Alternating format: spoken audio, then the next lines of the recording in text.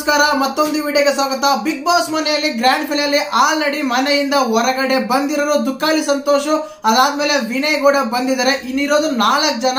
ಆ 4 ಜನದಲ್ಲಿ 4ನೇ ಸ್ಥಾನದಲ್ಲಿ ಮನೆಯಿಂದ ಹೊರಗಡೆ ಬಂದಿರೋ ಯಾರಂತ ತಿಳ್ಕೊಳ್ಳೋಣ। ಚಾನಲ್ ಯಾರನ್ನ ಹೊಸ ನೋಡ್ತಾ ಇದ್ರೆ ಮಿಸ್ ಮಾಡ್ತಾನೆ ಸಬ್ಸ್ಕ್ರೈಬ್ ಮಾಡಿ, ಲೈಕ್ ಮಾಡಿ, ಶೇರ್ ಮಾಡಿ।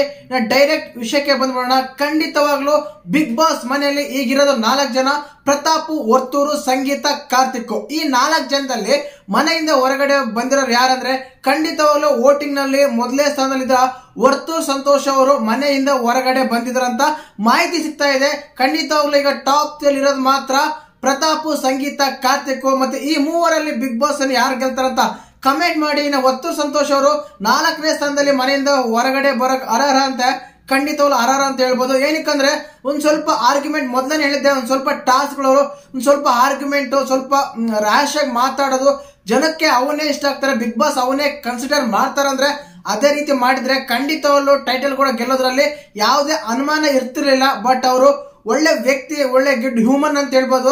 ಖಂಡಿತವಾಗ್ಲೂ ಬೇರೆ ತರ ಮಾತಾಡಿದ್ರೆ ಎಲ್ಲಿ ಜಗಳ ಆಗುತ್ತನ್ನೋ ವಿಷಯ ಕೂಡ ಅವರು ಯಾವುದೇ ಮಾತಾಡದೇ ಸುಮ್ಕೆ ಇದ್ದರು। ಬಹಳ ಸಿಚುವೇಶನ್ ನೋಡೇ ಇರ್ತೀವಿ, ಬಹಳ ಸಮಯದಲ್ಲಿ ಅವ್ರನ್ನ ನೋಡಿದೀವಿ। ಆದ ಕಾರಣ ವರ್ತೂರ್ ಸಂತೋಷ್ ಅವರು 4ನೇ ಸ್ಥಾನದಲ್ಲಿ ಮನೆಯಿಂದ ಹೊರಗಡೆ ಬಂದಿದ್ದಾರೆ, ಅದಕ್ಕೆ ಅರ್ಹರು ಅಂತ ಹೇಳ್ಬೋದು।